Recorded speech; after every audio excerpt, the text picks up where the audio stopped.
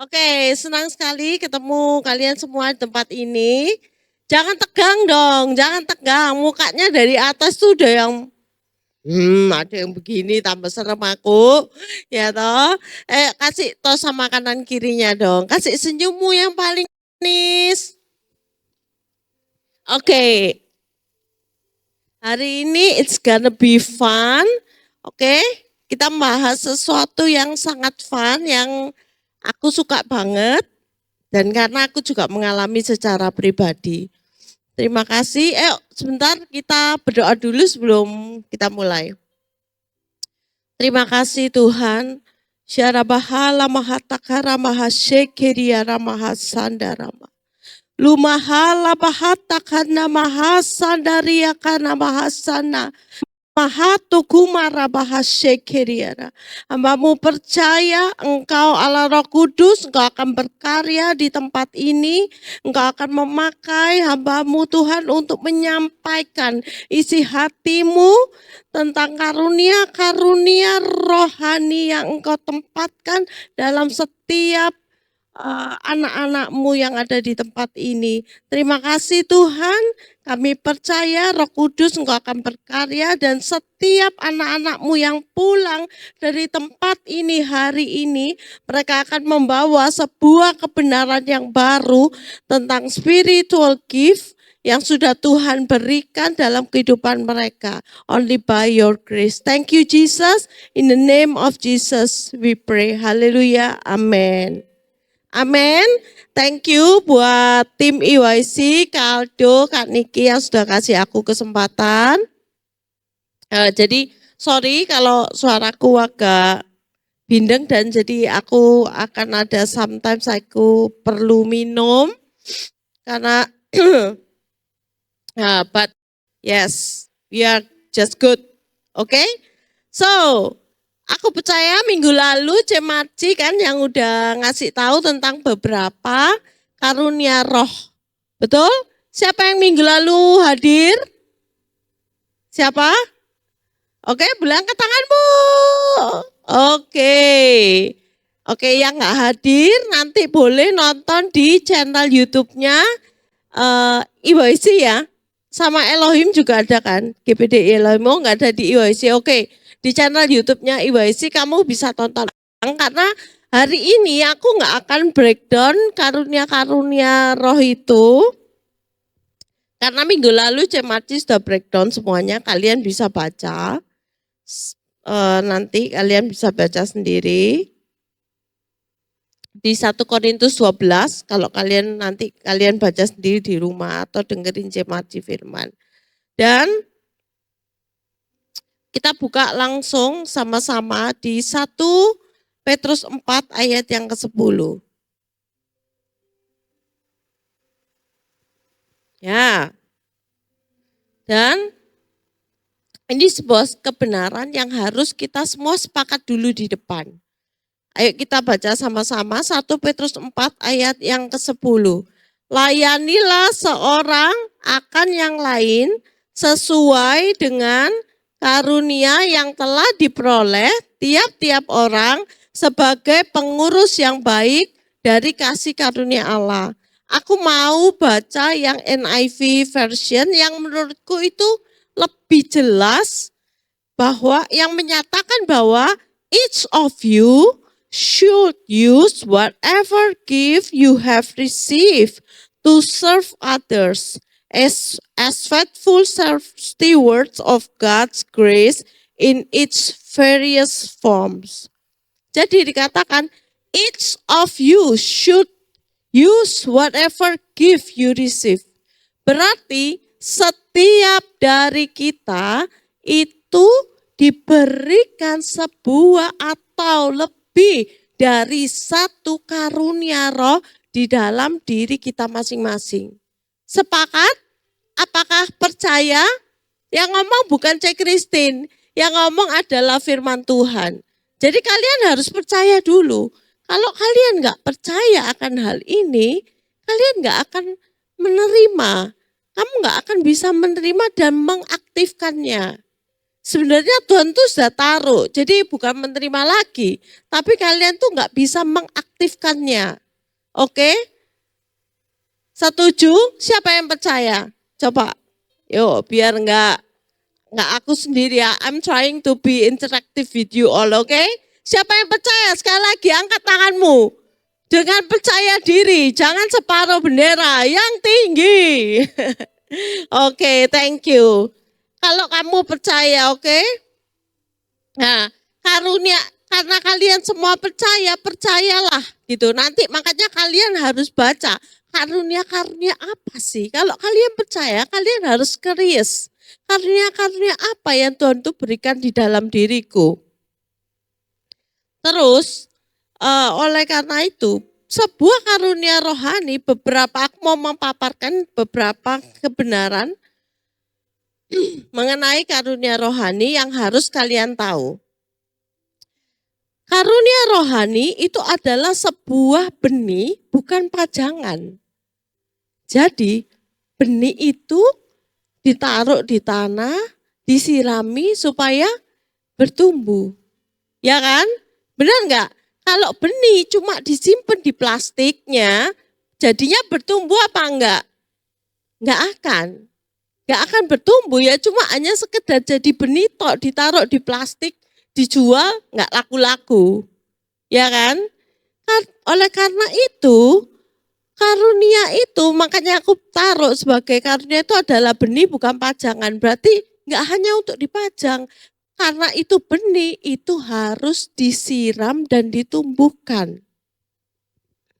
Dalam Roma 12, ayat 6, ada berbicara mengenai ada rupa-rupa karunia, tetapi satu roh yang sama yang memberikannya. Jadi karunia itu diberikan oleh anugerah, bukan karena faktor dislike or like. Enggak ada, Tuhan enggak. Oh, aku suka anak ini, aku enggak suka anak ini. Makanya anak ini aku kasih 1, ini aku kasih 5. Enggak ada seperti itu. Itu karunia itu adalah grace. Karunia, namanya juga karunia. Jadi itu tuh grace yang Tuhan taruh. Makanya setiap dari kita dan saya itu punya karunia yang bermacam-macam dan berbeda. Karunia itu perlu, tadi aku sudah bilang, perlu ditanam. Gimana cara? Itu dengan iman dan disiramnya itu artinya apa? Harus dilatih terus-menerus. Dan harus dibarengi oleh yang namanya ketaatan. Katakan sama-sama, ketaatan. Yes. Dan karunia, jadi karena setiap orang itu punya masing-masing benih yang berbeda-beda, karunia yang berbeda-beda. Jadi kita tidak bisa membandingkan satu sama lain. 1 Korintus 12 ayat yang ke-7. Tetapi kepada tiap-tiap orang dikaruniakan pernyataan roh untuk kepentingan bersama. Tetapi kepada tiap-tiap orang dikaruniakan. Sekali lagi. Kalau kita hidup dalam perbandingan, aku tuh enggak kayak Cek Christine. Waduh, Cek Christine udah bisa begini-begini. Kalau kalian hidup dalam perbandingan, sorry aku ngasih contoh aku ya, karena jangan orang lain. Kalau kita hidup terus dalam perbandingan, kita itu tidak akan pernah namanya maju. Karena hidup kita habis cuma untuk sawang sinawang. Rumput tetangga itu always greener than ours. Ya, rumput tetangga itu selalu lebih hijau dari punyanya kita sendiri. Jadi jangan habiskan hidupmu untuk hidup dalam perbandingan, termasuk dalam hal karunia roh. Jadi jangan lihat, sana sudah hebat. Yang membedakan itu apa? Cuma kamu itu mau bersama-sama dengan Tuhan berlatih menumbuhkan setiap karunia roh yang Tuhan sudah taruh dalam hidupmu atau tidak. tok bedanya. Jadi jangan terjebak dalam hidup yang membanding-bandingkan satu sama lain. Dan menurut Tuhan, dari kacamatanya Tuhan, setiap orang itu punya special tasknya, tugasnya sendiri-sendiri. Yang menciptakan perbandingan itu bukan Tuhan. Itu kacamatanya manusia. Sekali lagi, dari kacamatanya Tuhan, itu Tuhan gak pernah membanding-bandingkan kita. Tapi manusia sendiri yang menciptakan perbandingan itu. Oke? Karena Tuhan jelas sudah bilang bahwa apa? Masing-masing punya tugasnya sendiri. Jadi setiap kalian, makanya firman Tuhan itu dari awal sampai akhir itu selalu berkata yang sama. Kalian dilahirkan, setiap orang tuh unik kan? Benar? Unik, gak ada yang sama. Bahkan orang kembar aja ya, kayak Richard sama Patrick aja. Gak sama kan? Beda. Satu sifatnya begini, satu sifatnya gini, ya kan? Gak ada yang sama. Demikian pula karunia roh.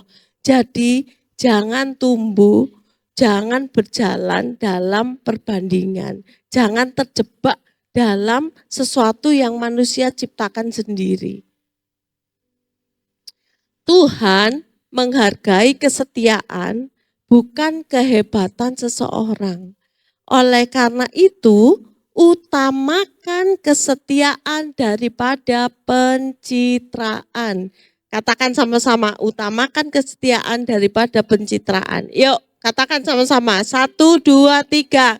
Utamakan kesetiaan daripada pencitraan. Ya, karena sekarang itu orang-orang itu semua hidup dalam bubble pencitraan. Personal branding, TikTok, Instagram, ya kan? It's fake, ya toh. Jadi Tuhan itu mengutamakan kesetiaan.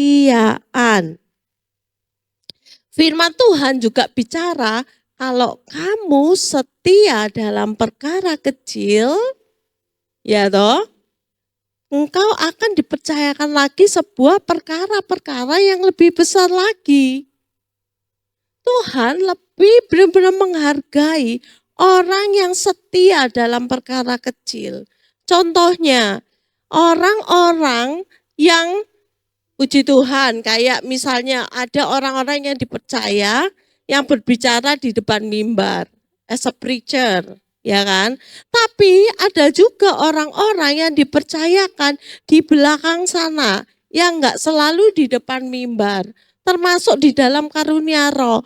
Mungkin karunia rohnya itu adalah mendoakan, menubuat dalam setiap interpersonal atau apa? Dalam mimpi atau kesembuhan. Mungkin kamu enggak bisa, belum sekelas Benny Hinn bikin KKR besar-besar untuk bisa menyembuhkan.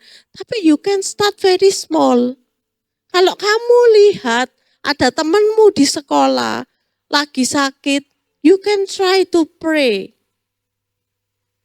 Boleh enggak aku berdoa buat kamu? Even mereka agama lain. Tuhan bisa pakai itu untuk jadi penginjilan loh, Rek. Karunia rohani itu juga jadi alatnya kita untuk kita tuh bisa menginjili. Sebagai tema kita tahun ini ya kan. Apalagi yang sekolahnya negeri. Di tiap kelasmu itu kan banyak kan. Ada aku temui itu kayaknya adiknya Vili itu satu kelas dia bilang. Hanya dia sendiri yang Kristen. Kalau kamu mau menggunakan karunia rohmu, kamu punya karunia kesembuhan, kamu doain. Lihat temanmu yang sakit, boleh enggak aku doain kamu dengan caraku, sesuai kepercayaanku. Kalau dia sembuh, dia bisa jadi sebuah kesaksian loh, Rek. Enggak harus semuanya karunia roh itu yang ada di atas mimbar. Dan Tuhan hargai itu. Jangan terkecoh oleh kilaunya panggung cuma karena terlihat buat manusia. Tapi dalamnya itu song. Oke? Ingat, yang kelihatan kecil itu buat manusia. Tuhan bisa pakai juga untuk membangun jemaatnya atau tubuh Kristus. Yang kelihatan kecil buat manusia itu bukan kecil di hadapan Tuhan. Tapi Tuhan juga bisa pakai untuk membangun jemaat atau tubuh Kristus. Tuhan melipat gandakan apa yang kita kerjakan dengan setia, bukan apa yang kita harapkan. Jadi kalau kamu berdoa, Tuhan kasih aku karunia yang lebih. Tuhan bilang, kamu sudah tak kasih satu, sudah kamu kerjakan belum? Sudah kamu coba grow belum? Kembangkan, apa kamu latih? Coba kalian jawab sendiri pertanyaan itu. Ada sebuah quote, God doesn't ask if the gift is big or small, He asks, did you use it very well? Tuhan nggak menilai besar kecilnya manusia, tapi bertanya, apakah kamu sungguh-sungguh menggunakannya? Semakin engkau memakai karunia rohmu, semakin akan bertambah karunia rohmu. Karena apa? Tuhan nggak akan menambahkan kamu dengan sesuatu yang nggak bisa kamu kamu manage. Understand? Kalau kamu yang kecil aja kamu nggak bisa manage kok. Gimana Tuhan bisa percayakan kamu dengan yang lebih-lebih lagi? Jadi kamu jangan berdoa untuk minta lebih dan kamu marah sama Tuhan kalau kamu nggak dijawab doamu. Karena jawabannya itu. Makanya Tuhan bilang dalam Matius 25 ini perumpamaan talenta yang sering kita pakai untuk ngomongin dalam pelayanan. Tapi ini enggak hanya bicara sekedar pelayanan nyanyi, pelayanan lain-lainnya mungkin yang desain, yang asyir atau enggak bicara pelayanan tersebut. Enggak hanya limited untuk pelayanan tersebut. Tapi itu juga termasuk karunia roh. Jangan jadi orang yang di dalam perumpamaan talenta yang dikasih berapa? 1, tapi diem aja. Jadinya apa? Tuhan marah di akhir. Tuhan mempertanyakan apa yang kamu kerjakan dengan karunia roh yang aku berikan buat kamu. Gak dikerjakan apa-apa Tuhan. Aku bahkan gak ngerti.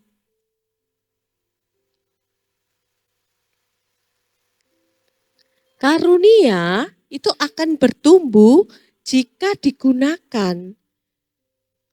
Tapi yang menghalangi kita itu apa sih? Rasa takut dan perbandingan. Yang tadi aku sudah sebut, itu yang sering membuat orang itu mengubur karunianya. Jelas dalam Matius 25 tanyain, aku takut. Makanya dia memutuskan untuk menggali. Ya, rasa takut ini sebenarnya bukan dari Tuhan, Dore. Itu dari Tuhan tuh nggak memberikan kita rasa takut. Dikatakan dalam, aku lupa.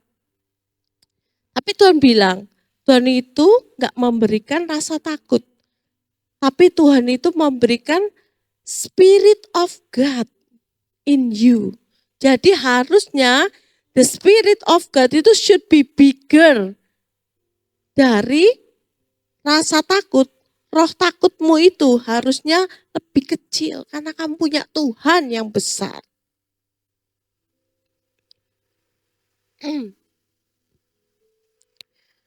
Kalau kita takut, ya aduh aku paling banyak ini, aku takut salah. Ya enggak? Aku takut gagal. Setuju? Setuju? Karena aku juga ngerasain itu loh. Aku ngerasain itu juga loh.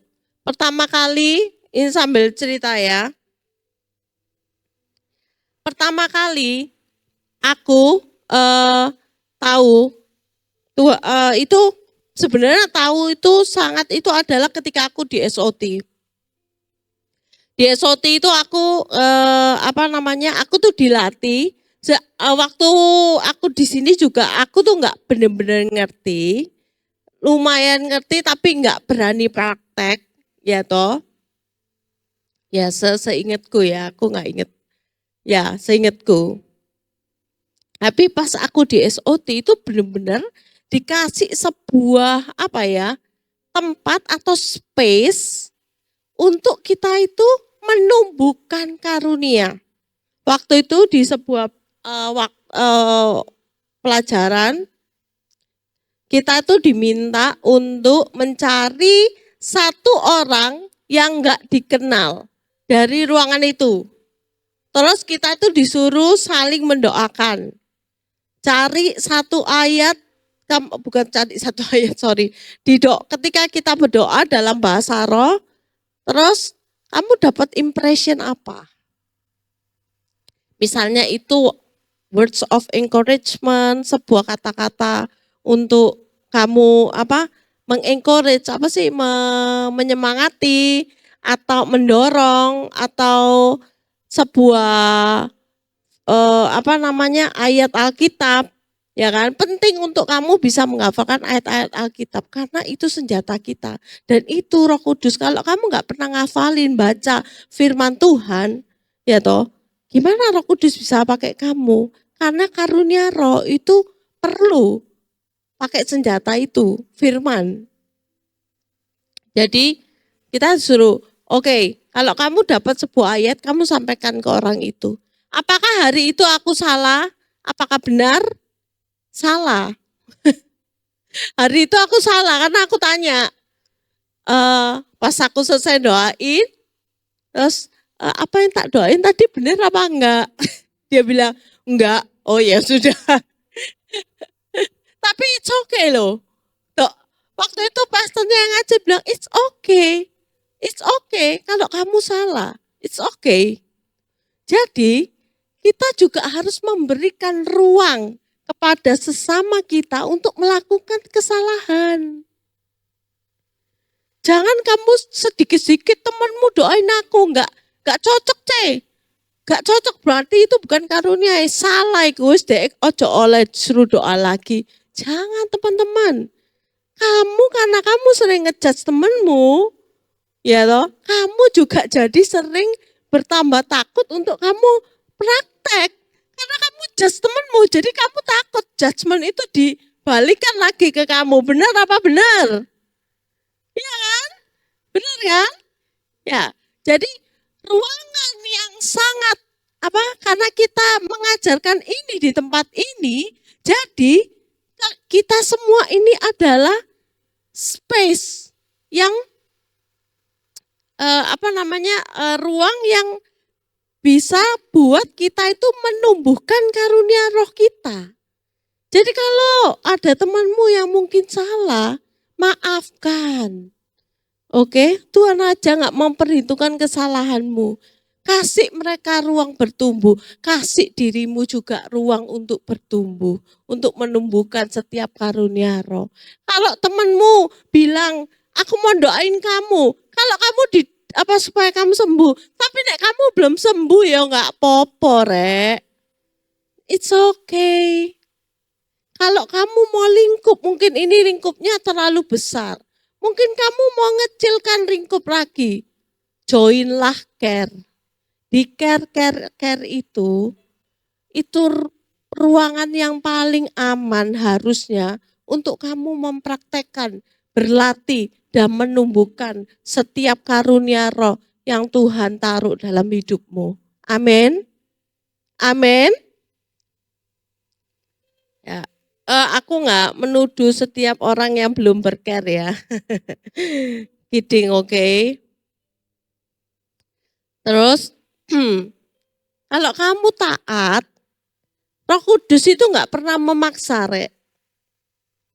Sauku ya, once aku pernah doain orang, terus Tuhan bilang gini, pegang perutnya. Hah? Ngapain ya? Aku nggak kenal sama sekali. Ngapain aku suruh pegang perutnya? Terus Roh Kudus tuh bilang dalam hatiku, dia ada sakit di perutnya. Tapi aku nggak tahu, Roh Kudus nggak bukain sakit apa itu ke aku. Aku cuma oke, walaupun aku agak gimana ya kalau aku salah gitu. Ada loh perasaan kayak gitu, bahkan sampai hari ini masih ada aku, masih ada kadernya. Tapi it's okay. Kalau kita maju, kita doain, nurut sama promnya Roh Kudus, itu kita sedang berlatih sebuah ketaatan. Katakan ketaatan. Ketaatan. Ya. Jadi kalau kamu semakin taat, semakin kamu sering taat, suara itu akan lebih besar daripada suara manusiamu. Daripada suara dirimu sendiri. Maka dari itu, dulu aku mulainya itu dari remaja. Pada waktu aku ibadah, aku ingat banget. Aku itu dikasih sebuah impression, not penglihatan. Di dalam kepalaku tuh bukan lihat ya, kayak aku tuh ingat temanku itu dia itu mau aborsi, kayak di ruang aborsi dan dia ketakutan. Terus Tuhan bilang doain. Ya, aku saya ya bener enggak gitu ya. Aku doain waktu itu. I'm starting very small. Small. Only karena dulu aku diajari tentang doa. Jadi aku cuma ingetnya itu apa? Aku itu pendoa buat keluargaku. Terus Tuhan tambahkan lagi very random. Kadang-kadang aku di kamar mandi, tiba-tiba aku ingat orang yang random. Saat itu juga aku akan pasti doain. Karena ketika yang tadi balik ke cerita temanku tadi itu, aku doain dia, terus gak berapa lama kemudian aku dengar dari temanku, itu teman SMA aku, ternyata temanku ini pacaran dini ya, terus agaknya mereka itu sudah MBA ya kan, jadi sudah hamil duluan.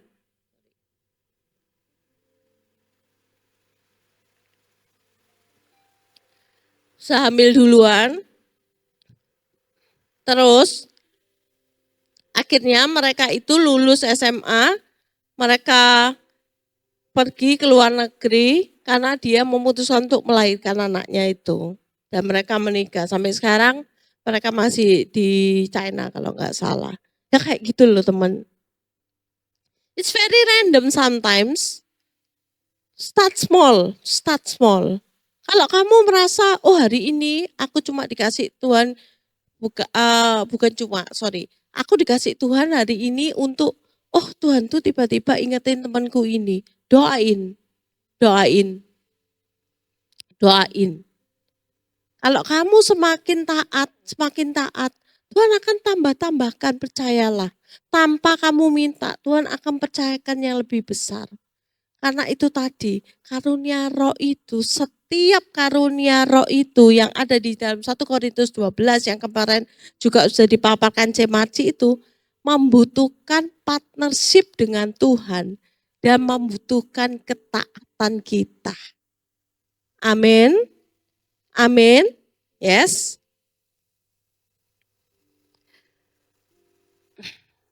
Jadi mulailah dari apa yang kamu punya dan dimanapun kamu berada. Tuhan memberi lebih dari yang kita kerjakan saat kita setia. Tuhan akan menambahkan lebih. Kesempatan baru terbuka saat kita mulai melangkah. Kayak tadi, yang pengalamanku, start dari itu. Tuhan setelah peristiwa itu, Tuhan itu akan membukakan orang-orang baru lagi yang untuk Tuhan kirim ke dalam pikiranku dan hatiku untuk aku doakan.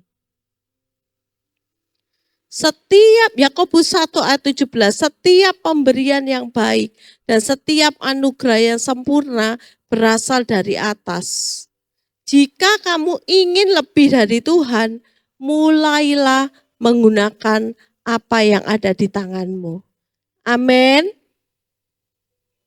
Jadi jangan kecil hati. Oke. Jadi pertama, my message as conclusion.